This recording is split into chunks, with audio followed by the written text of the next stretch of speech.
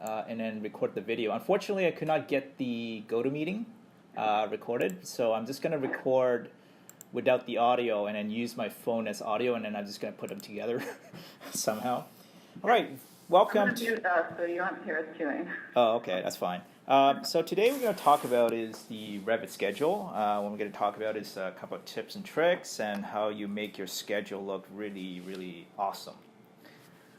So let me click on this. All right, what is this session for? So basically, if you learned Revit before in schedule, this is kind of like a refresher a little bit.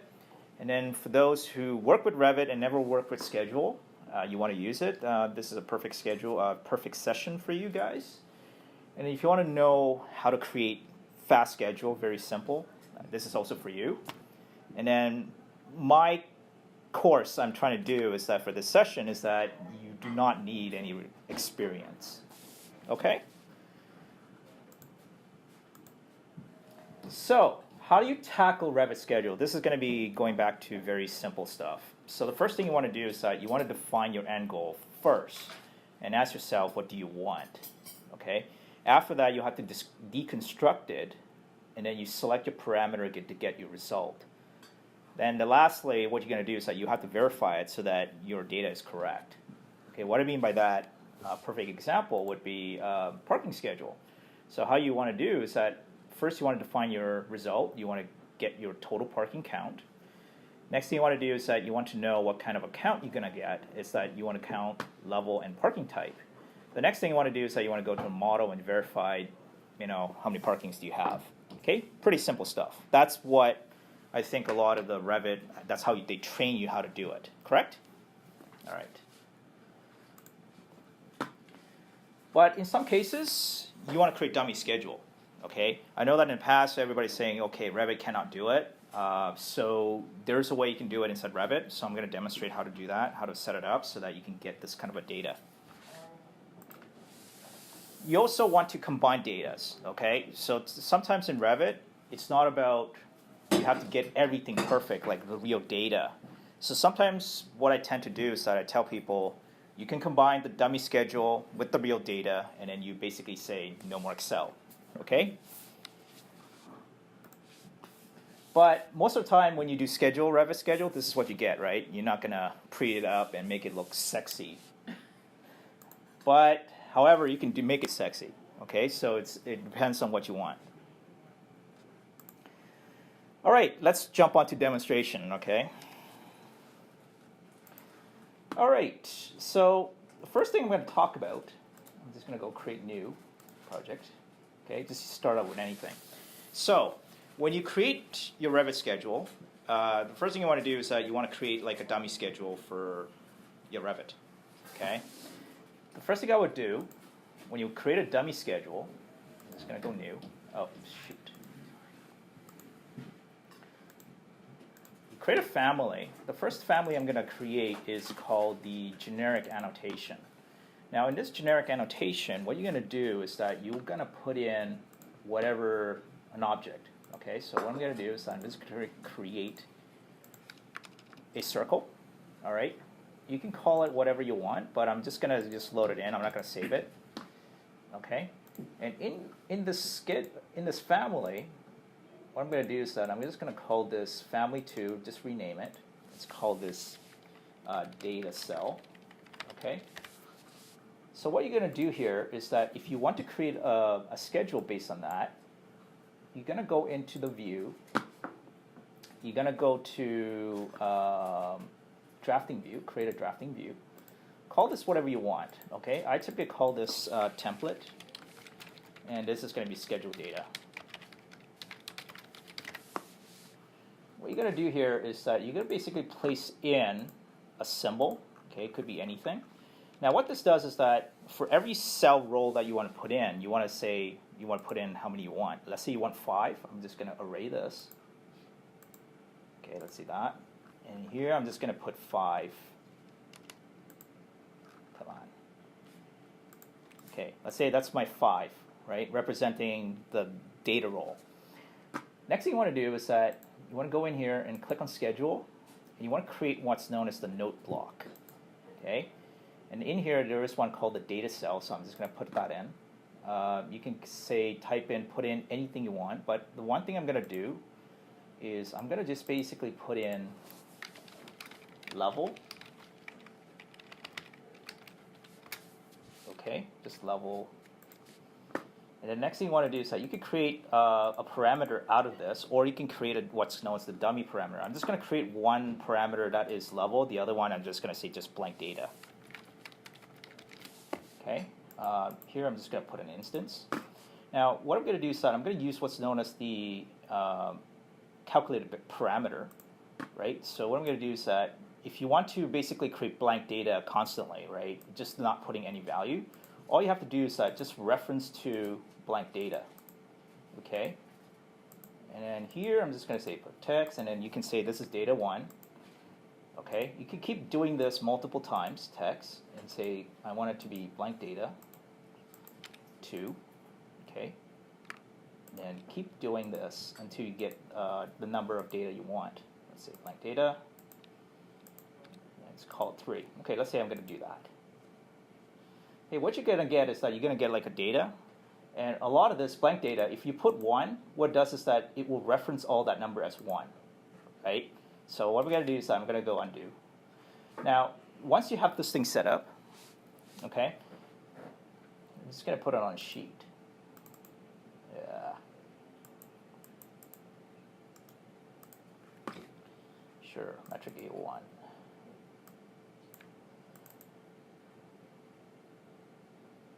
Well, what notebook?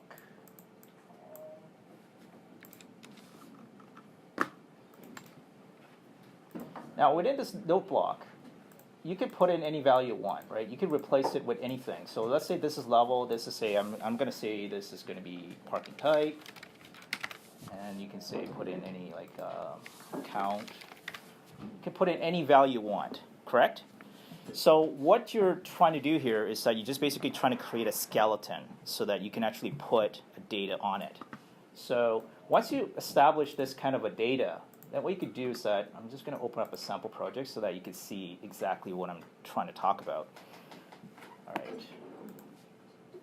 Oh, geez, did I open it? Sorry, guys. Sample project.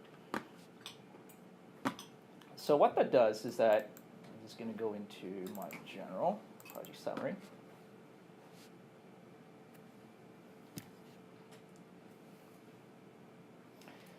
And this is kind of like the schedule that you're basically creating, okay? First, you're going to have a dummy schedule.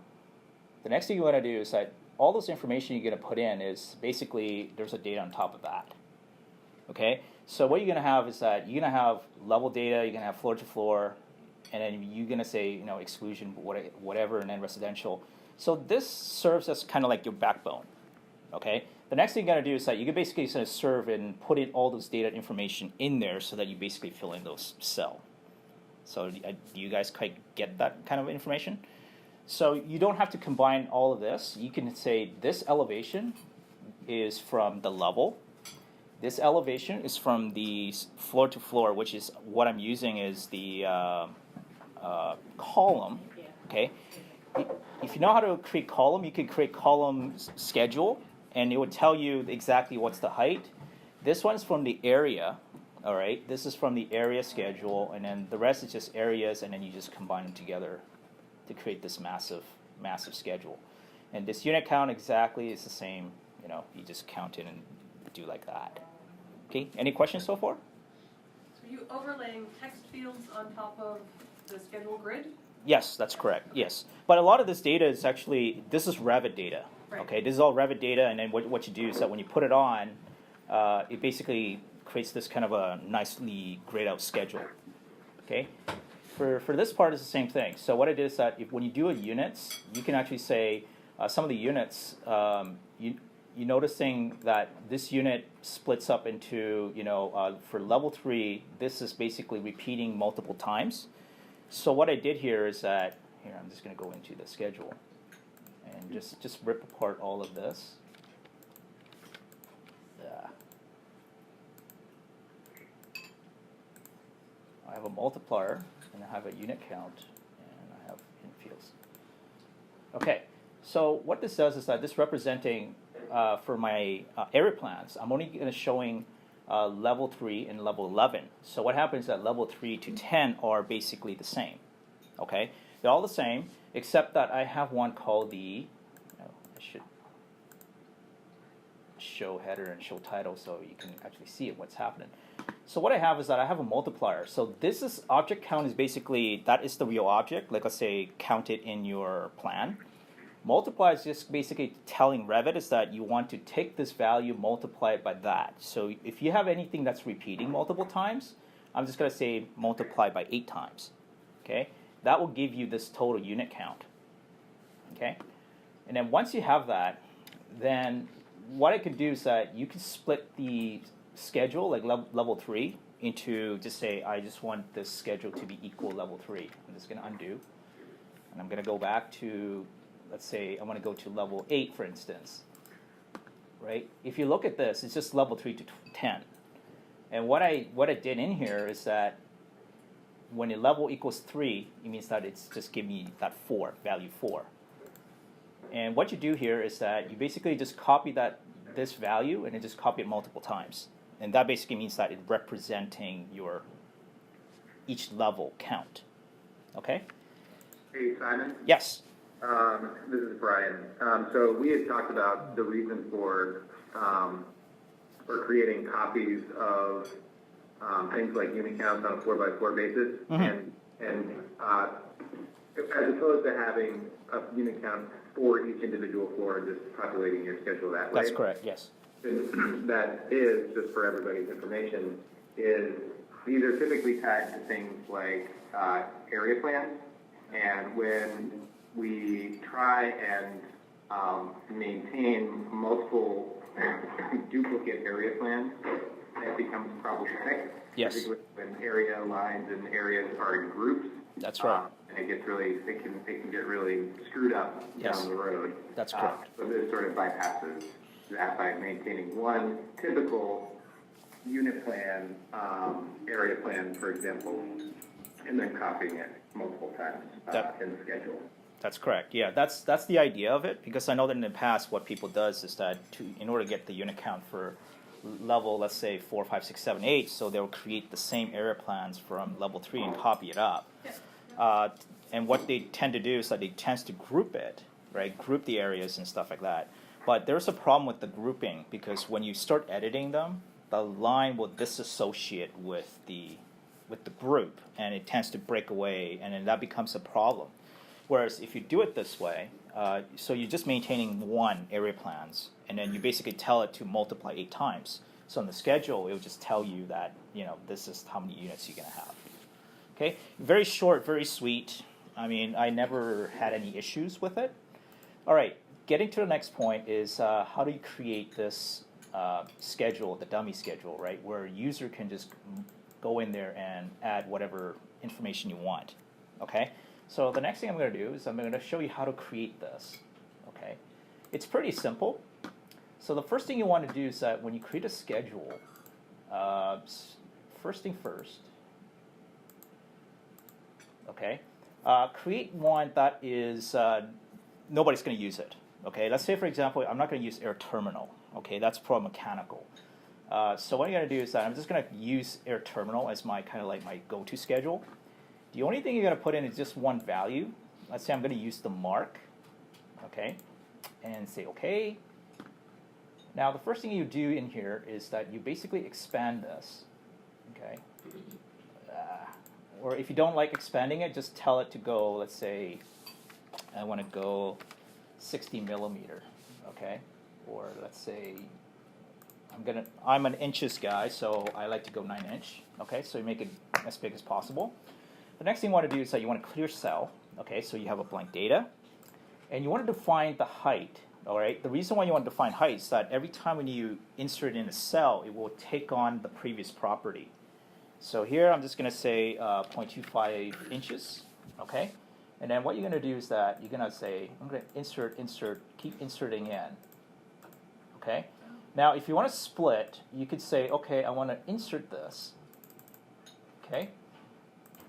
You can insert that, and then what you want to do is that if you want to combine this row, then you can say, I want to combine that.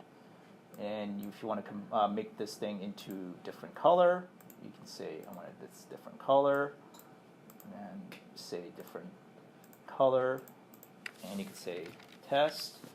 Now the nicest thing about this is that you can say test here, and then you can make this thing different cell. So you can say bold italic. Oops, I should say click on this, bold and italic, and what it does is that it makes that into a bold and italic.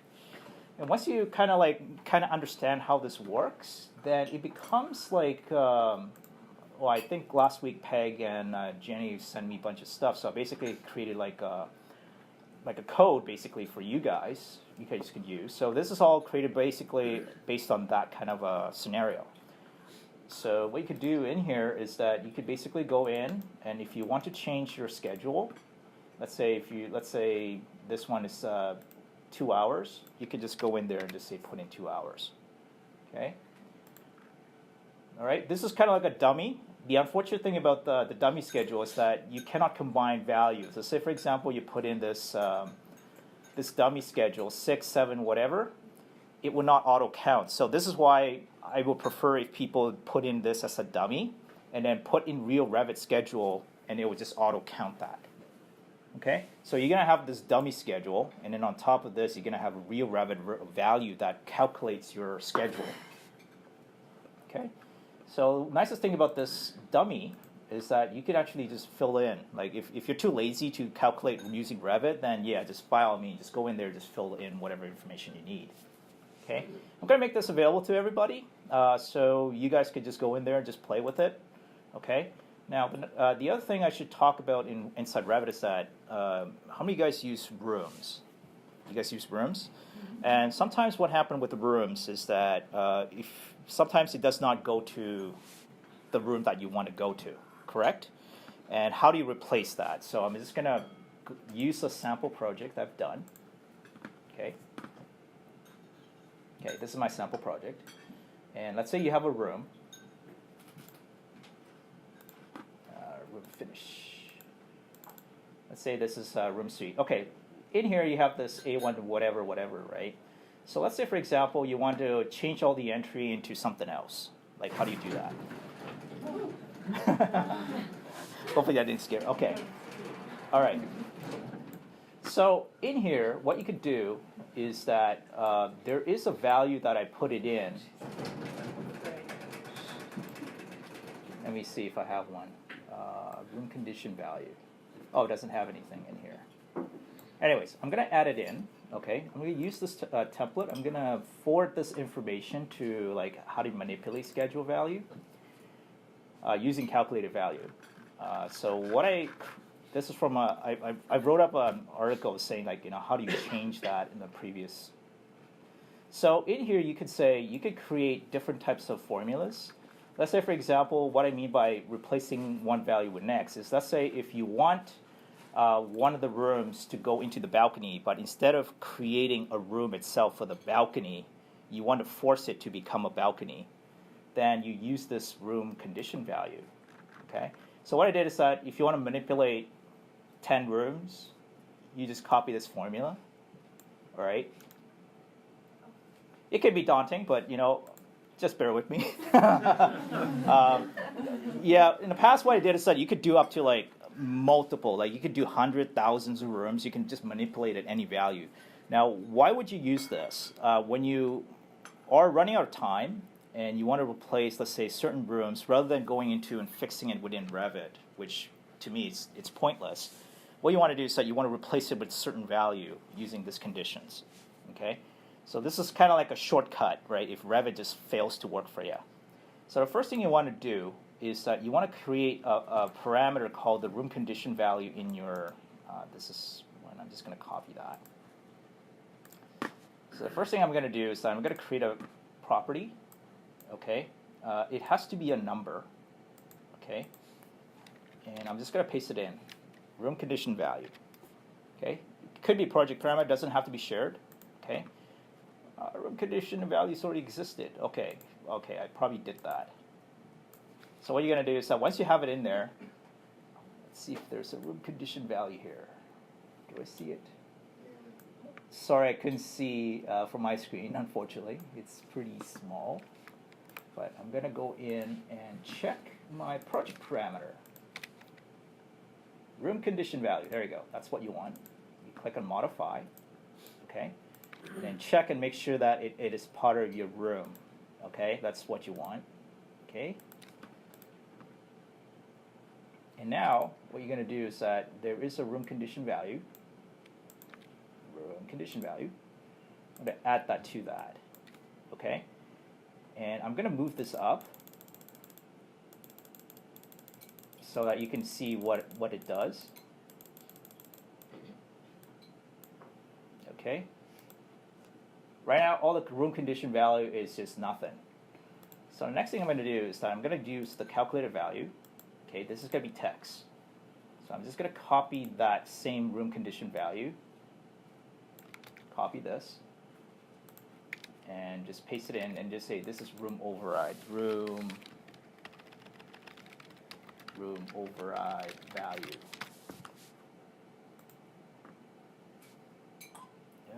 From room to room. Oh, where is my room to room? Did I did something wrong? Oh, I see. Okay, let's see. Room. From room to room. Room name. Oh, sorry. What am I doing? Not room, sorry. It has to be door. Sorry. That's what it is. Okay, yeah, you're going to get this kind of a condition where it's missing values like that, right? Sorry about that. I was like wondering what the heck? All right.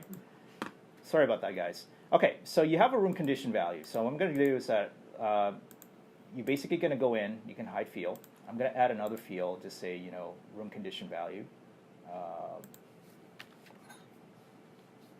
Make sure it's a text or number. And then just say, I'm just going to say room override number 2. Inconsistent units. Make sure it's text. There we go. I'm just going to move it up.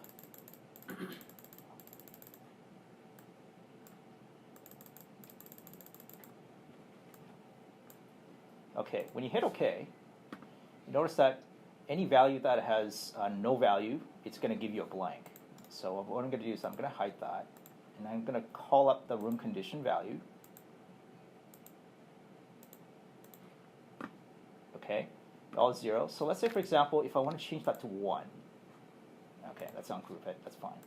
And then if you wanted to say 3, you see that your rooms start to basically appear as a different value. Okay, you could do that, right? So let's say if you always have this missing value, let's say I want this to be 4, 5, 6, 7. Okay, what this does is that you're basically just replacing it with whatever value you want. Now, if you want to change it, all you have to do is that you go into the room override or room override 2. Okay, you copy that, and then I'm just going to use the notepad. So let's say room condition 1, I want to say conference. And then room 2, I'm going to put in as, something else. Let's say lobby. You can put in any value you want in here. Okay. What I'm going to do is I'm going to copy that and then paste it back in here. And when you hit OK, all those room name is going to change to the new value. Okay.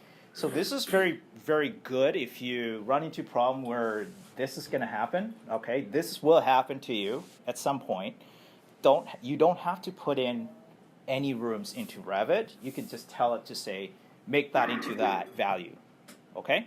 It's very powerful. You can just manipulate it whatever value you want.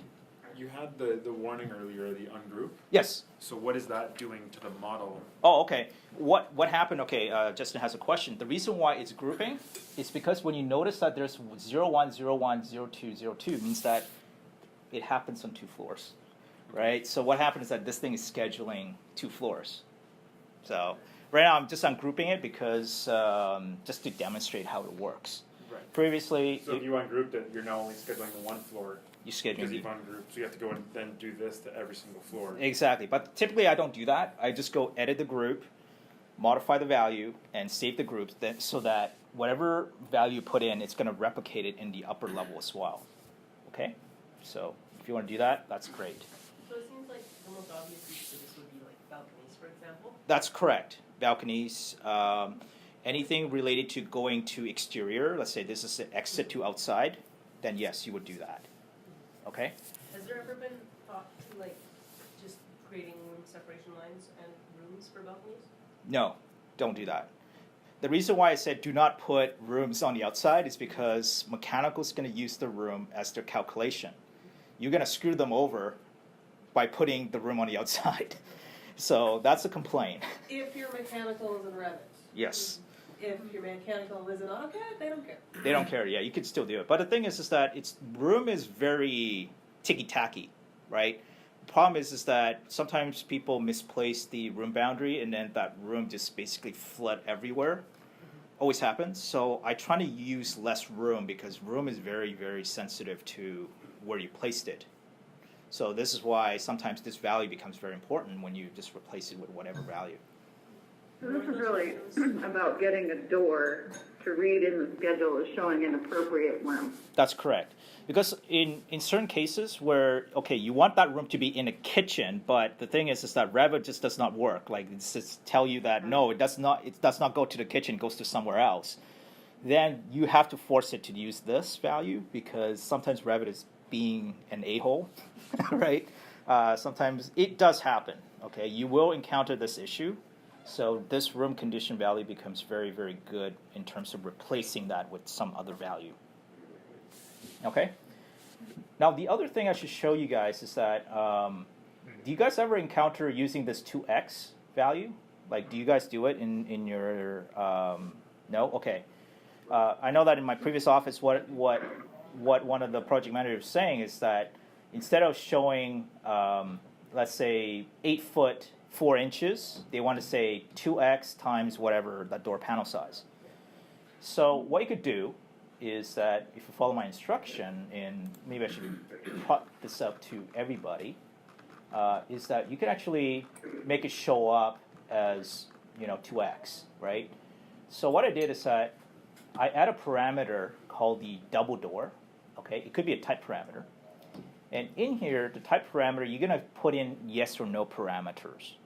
Okay, within that yes and no, you can say in the calculated value, if you say if the door is double door, width divided by 2, or else it's just a pure width. Okay, what it does is that, and then the next one is that if you want to put that 2x, right, you have to put in another statement. So if double door, and then this, or else those don't show it. Okay, make sure that those are hidden field. Maybe I should just demonstrate it so that it makes sense. All right, so what I mean by that is that first you add a parameter, okay, called double door. Make sure it's yes or no. Double door, I think I already created one. It already says the parameters already exist, okay? And now the next thing you want to do is that you want to create one called the calculate value. And this one, the first one is going to be length.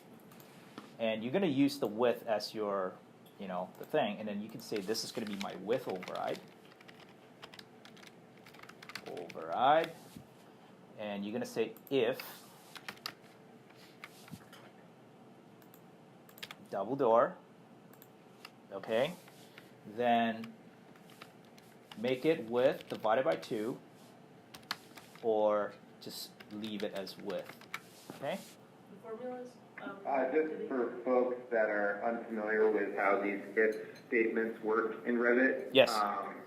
The if is the first value, which is the double door, is the value of a parameter, right? That's correct, yes. And if that is true, then the second value Yes. would kind of be implemented if it was false. So if that value is not double door, the second value would be implemented. That's correct. I think that's everyone. Yeah. Does everybody know how to use the if value, right? So if once you do that, then I'm just going to go up. Just put it all the way up. Yeah, I wish there was a way Revit could just go, go all the way up and then not just keep going down. I don't know why they do this. I mean, You know, you wish that Revit would just be smart about it, but it's not. It's being an a-hole. They always put it at the last, right? Where you can select on the right-hand side where you want to put it. Yeah, yeah. No, in the the previous version of Revit, I'm so used to the previous one. It always goes to the bottom. I don't know why. Okay. Okay, so the next thing you want to do is that, okay, the next value is the text, right? The text. And this one is going to be the 2x. I'm just going to put in 2x. And this one, again, you're going to say double door. If it's double door, okay, make sure you have a quotation if you want to write in anything with text. So I'm going to put in text like that. And then the next one is going to be just a quotation with nothing in it. Okay? If it's a double door, put 2x. If it's not a double door, just don't put anything. Is that double quotes with nothing in it? Yes. Okay. Yeah. For anything with text value, you always put double quotes. Or else Revit, if you don't put it in, Revit say nope, inconsistent unit. Okay, stupid thing. There you go. Okay, you already supply it. So I'm just going to say double x times 2 minus 2 because version 2. Because the thing is that if Revit found there's a 2x, it just doesn't like it. So I'm just going to put it like that, and then you just keep going up.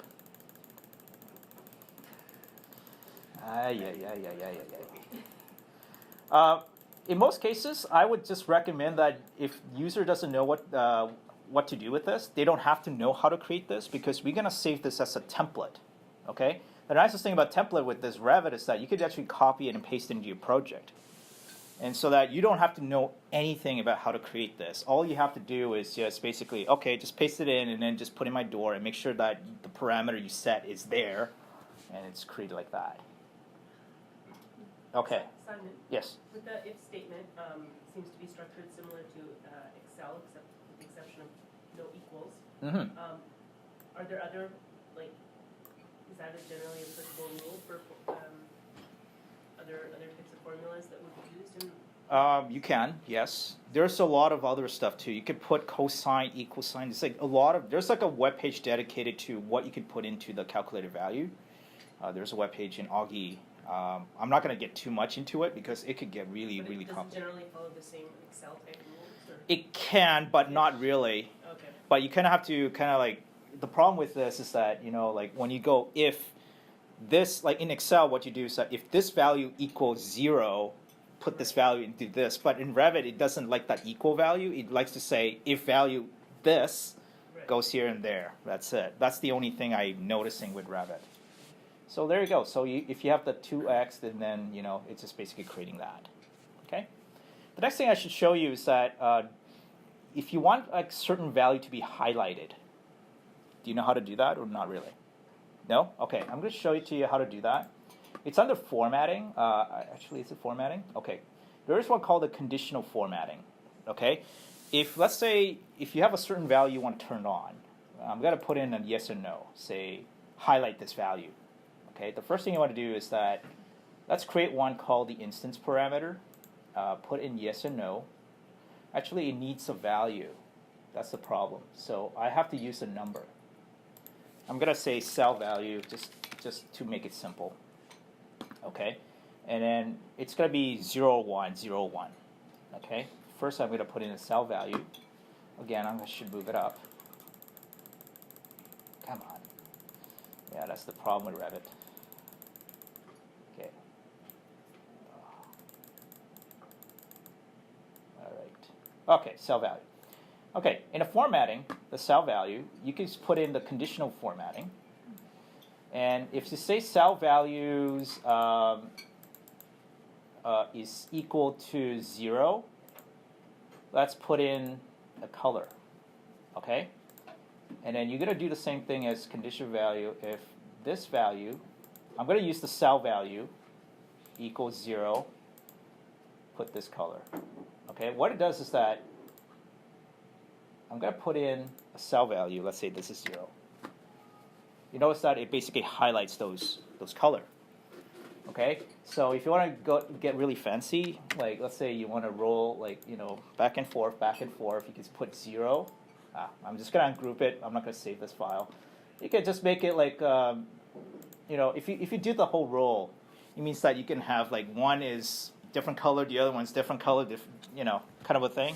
So it's going to be like this. Unfortunately, it cannot go more than one color. It's just that's how Revit does. I wish it could go, or else it can make your value very, very sophisticated, very nice.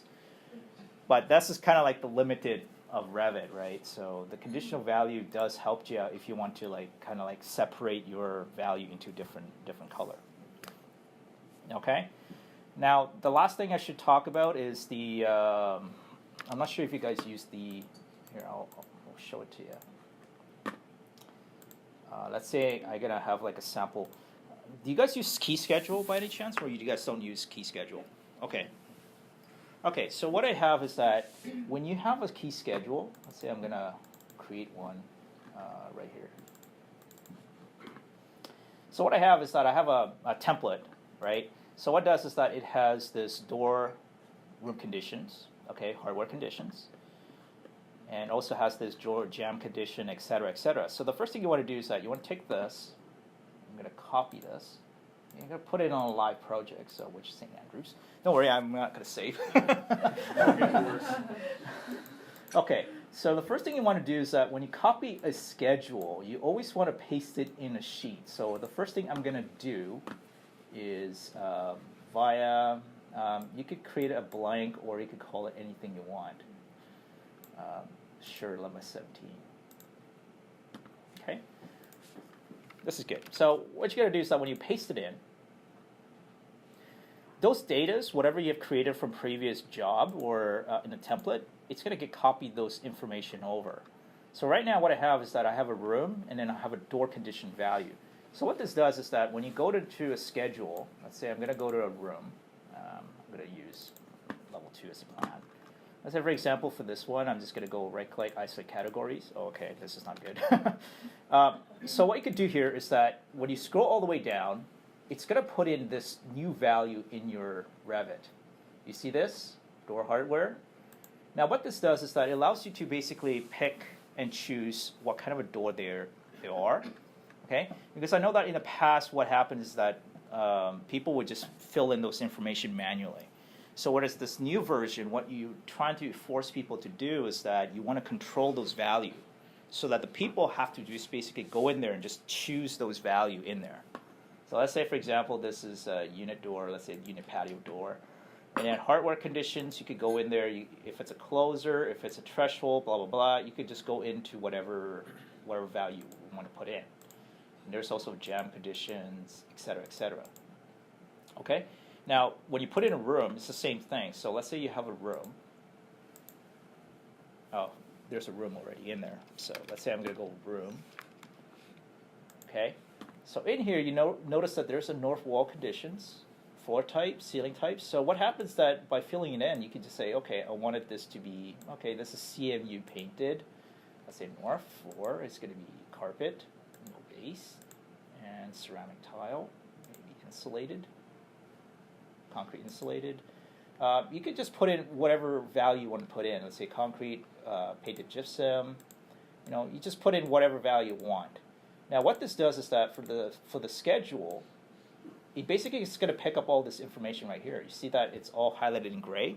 So every time we change certain value, it just basically grays things out. So you basically lock them into this sort of a condition. Okay.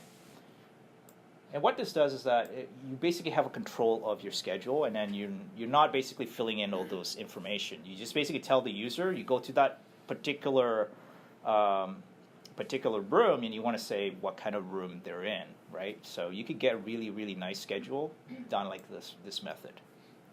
Okay? So in the schedule, I'm just going to go back to that template schedule that I've just copied.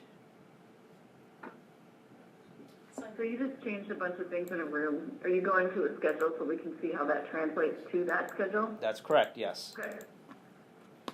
Okay, so here there is, I turn off certain things. Okay, okay, filter usage.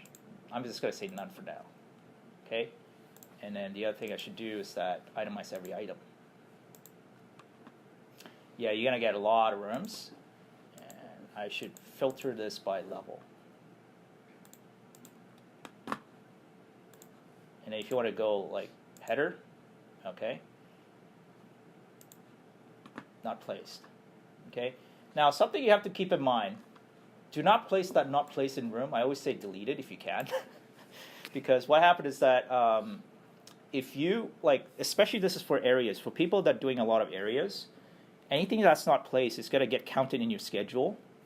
Something to be aware of, because sometimes people get say, why might I have a double unit count? It's because when you have a not placed room or not placed objects, Revit still count that. Just be careful. Okay, so if you do see it not placed, just get rid of it. Okay. Unless there's a lot of other attached parameters that when you're planning to place that room. Yes, that's right. But I always say finish it. Yeah. Don't leave it in there, because if you leave it, you're gonna forget about it, and then later on and say, okay, what is this doing here? Okay, just something to be aware of, right? Because I know that sometimes people are not careful with that stuff. Okay, so let that room. Okay, there you go. Circulation. So it starts to fill in those information. Okay? Simon, is there a way, for example, of using that method you just showed us to assign materials and then somehow unlinking it from the key schedule so that you can Manipulate it? because, for example, so the north wall in that case, there's like 7 different oriented walls, and you might want to refine that a bit. Sure. Okay. So, the question is that, let's say if you want to refine it, okay, so let's say I'm going to go in here. The only thing you have to do is that you kind of have to say, okay, this north wall, just set it to none. The previous value is going to be kept, and then you could just go in there and manipulate the value. There you go, right here. You see concrete. No, but I think the question is in this condition, like Yes. right now, the kitchen and the copy are both in that corridor. Yes. But the kitchen room has an east wall to it, which is on the right side here. Mhm. The copy room has an east wall to it. Yes. And also the corridor over at grid line D has an east wall. Mhm. So how do you differentiate the 3 conditions of east wall in a room that's not a pure rectangular square? Right. We run into these problems before. So how we do it is that it really depends on who's What's the. that? On a floor plan. On a floor plan. Yeah. Well, That's what that is. the other way you could do it, if you do run into that problem, this this room schedule is going to give you the general stuff. But what you're going to do is that if you want to say material for different differences, you need an elevation for that, and say, you may have to go into schedule, say C elevation blah blah blah, just for more detail on that wall. Yeah. So, This I one's guess easy because in you that can make the case I kitchen and copy their own room, and then they would get scheduled out. Yes. But in something where the corridor is twisting and turning and going through an atrium or like a nicer space or a feature Right. wall. Where you have a feature color that you're going to need to Yes. indicate it somehow, either on a plan at the appropriate time or with an elevation to say this paint color goes here. Yeah. I just wonder how, then if it might then be misleading to provide a schedule that shows all those automatically filled areas, and then it will, they'll be doing quantity takeoffs and. But you can have like if it's just a paint color that's changing or the color of a particular material that's changing, it's really easy to just say painted gypsum and then deal with the color changes in elevation. Yeah, that's what I was gonna say. You can put a note saying C interior Yep. plan Elevation. elevation, which you're Yep. doing right now.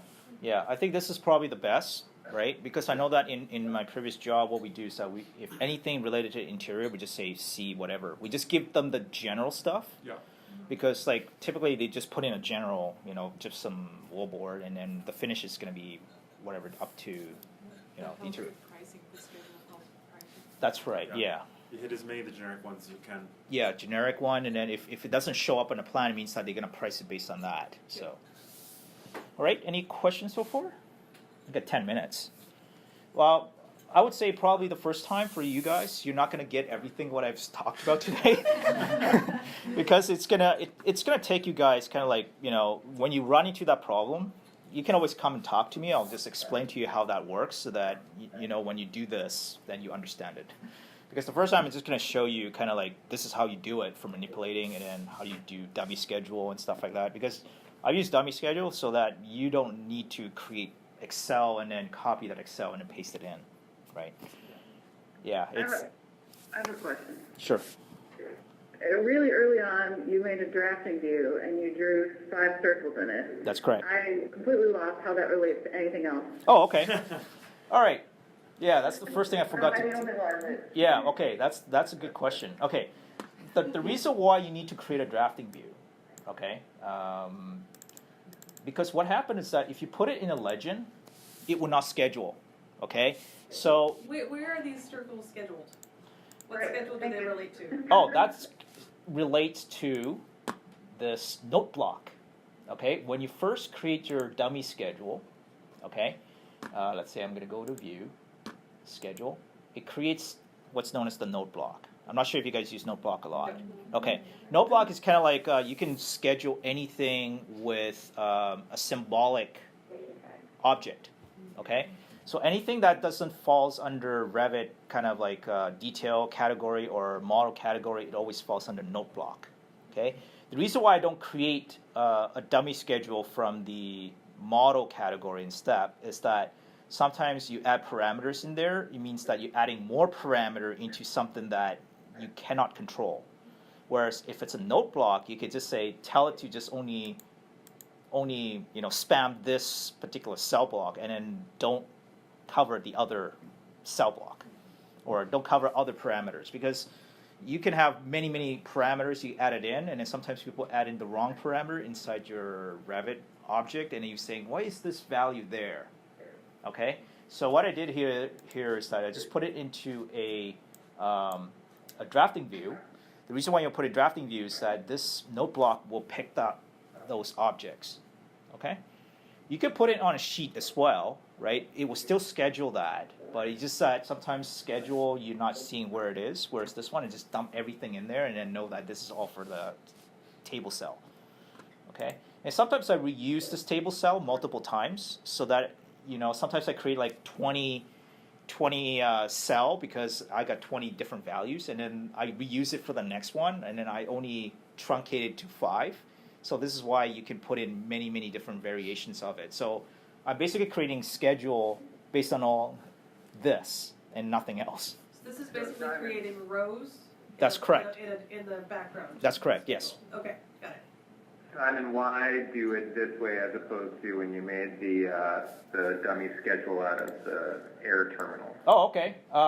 Good question. Okay, one thing you have to know is that this thing will jump back and forth, right? Because what happened is that when you resize this value, like let's say this is my value, right? When you put in that schedule, like the Revit data, sometimes it may not align to this value, so you kind of have to break apart, and it's very difficult to control what's the resizing for this. Like this special value, it's very difficult. Whereas if you create this dummy kind of like this previous schedule, it basically lines up. So every time when you have like a row that is created, then you can just place it in there. It's already automatically aligned. So if you say your text value is 332nd, and this text value is also 332nd, everything would just line up properly. Whereas the previous dummy schedule is very difficult. So I use both, right? I find that this to be the most easiest because you don't have to muck around with the width of the roll. So this method is for when you're kind of overlaying actual other schedules on top. Exactly, yes. Whereas the other one is when you're typing That's stuff correct. manually into field. That's correct, yes. But you can use both. I mean, like sometimes this method probably is faster because you don't have to manipulate all those values as much, whereas the other one requires you more, setting up, and then it sometimes could be a little bit more daunting. All right? Sounds good? Any question? Just a quick question about when you talked about conditional formatting. Yes. To color the cells. I think you can do it with yes or no parameters. Yes? Is that correct? Yes, you can. Okay. You can, but Can okay. you repeat the question?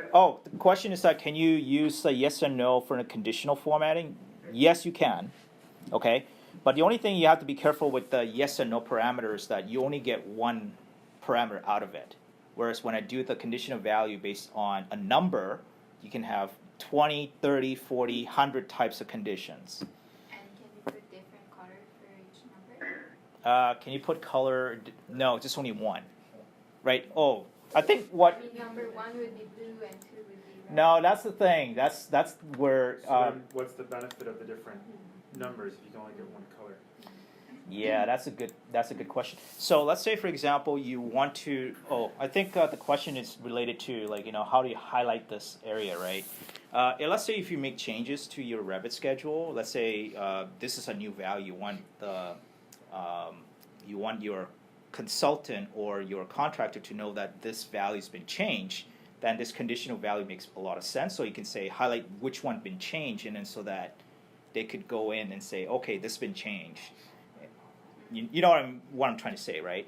But unfortunately, it's that conditional value it's very limited. It's more to do with this conditional format. This is what you're talking about, right? Mm-hmm. Yeah. Unfortunately, there is no family type that could help you with different color. I tried like this. Okay, so you want formatting. Let's say I'm going to go in conditional formatting, and if you want to add another value, let's say. Yeah, you can't add. You can only do one. That's the unfortunate thing.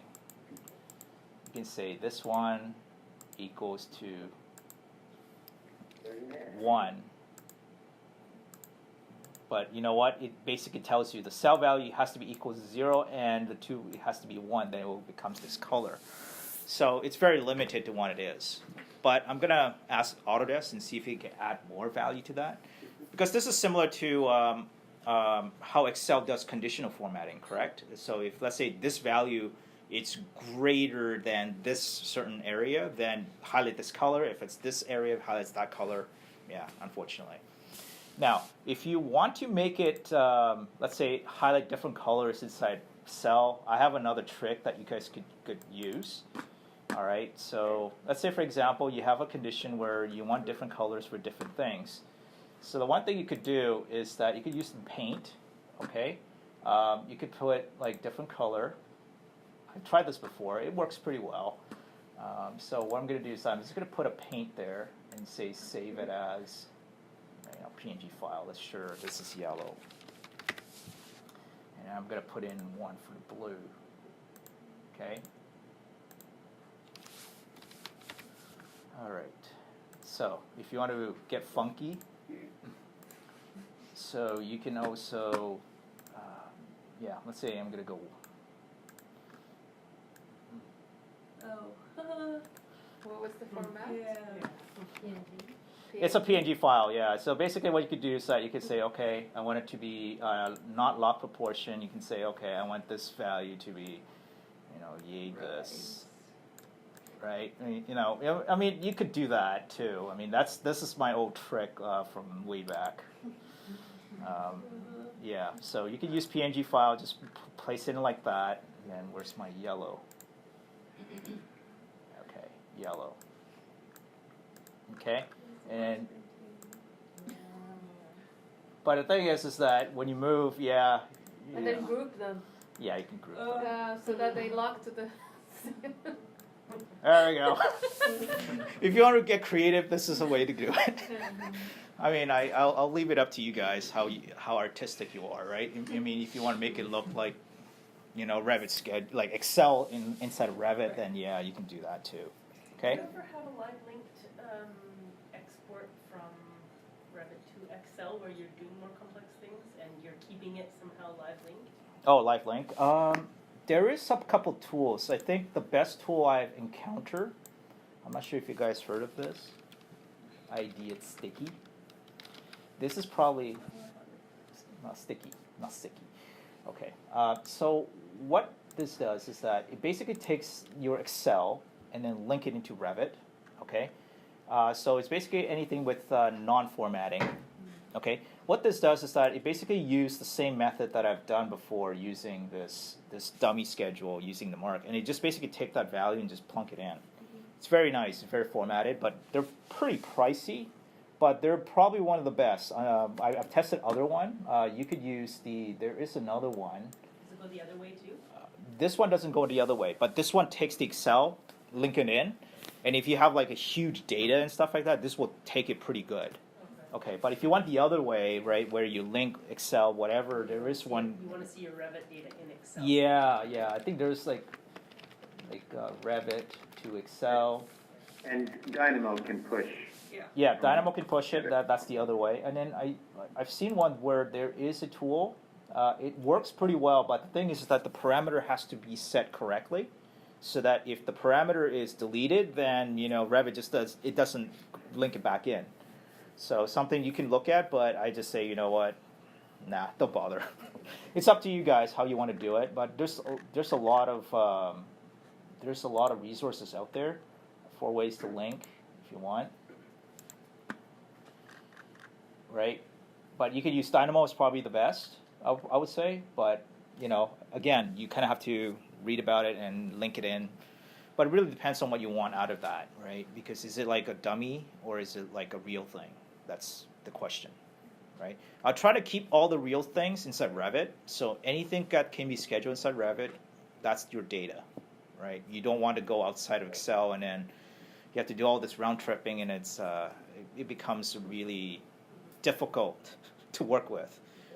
Because my previous office, someone did Excel, and I told them that there's a Revit, just use Revit, right? Just don't bother with Excel, and then they don't want to do it, and then at the end of the day, their data they have to take way more time to make the Revit match the Excel file, because the Excel file is what they submitted for the city, and you want to stop that, right? Because when you have a deadline, chances are sometimes you would not have time to update the Excel, and sometimes you submit the wrong data.